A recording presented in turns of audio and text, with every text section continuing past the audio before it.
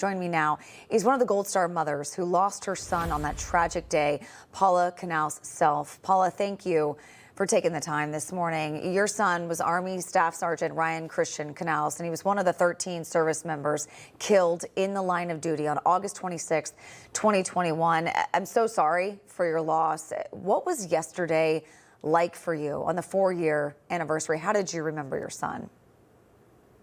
Well, the day before that, I was in Washington, D.C. with many of the 13 families, appreciating the president's proclamation. And then after that, I scurried on to North Carolina to be with the troops. It's very important that we remember that there are many men and women willing to lay down their life like our children. And we cannot let the travesty that happened on August 26, 2021 ever happen again. And we still don't know everything about what happened on that day, as Defense Secretary Pete Hegseth expects a full report on this by early next year. But as a parent, what do you make of having to wait this long for a new administration to come in and demand these answers?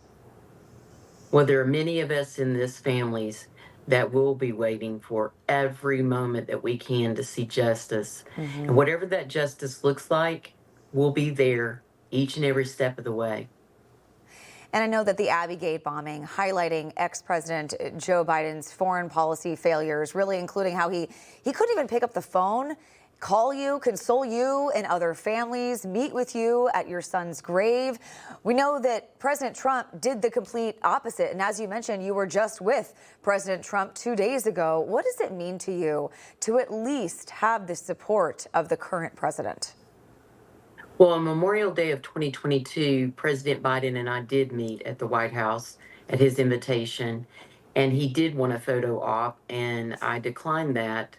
But I did invite him during that meeting to go down to the graveside of Ryan and take that photo he wanted.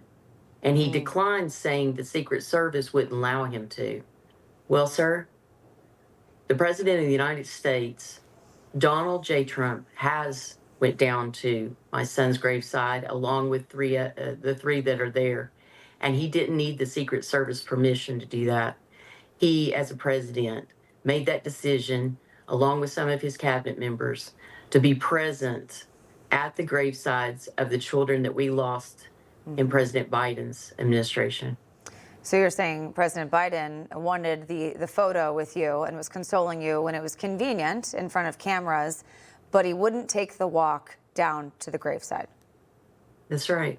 So then I did not go up to hear his speech on that Memorial Day, because what he had to say wasn't more relevant than what he said to me already in front of me.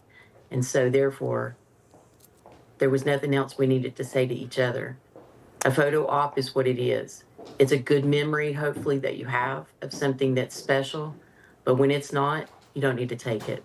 Yeah, and we're showing that video right there you just saw of President Trump, again, by the graveside there, laying flowers and paying his respects, which he's done time and time again. And even when this full report comes out next year, do you think you'll ever get really any accountability from the Biden administration on that disaster withdrawal? Do you think you'll ever get the answers that you seek?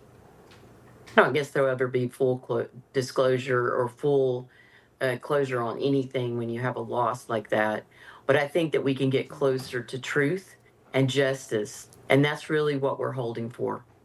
Paula, thank you so much for taking the time and telling us about your son. And I see his picture there in the background, a handsome man. Thank you so much. Thank you so much.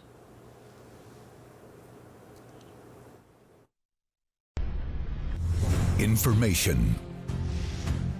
Truth is freedom. Is Newsmax. It's real news for real people.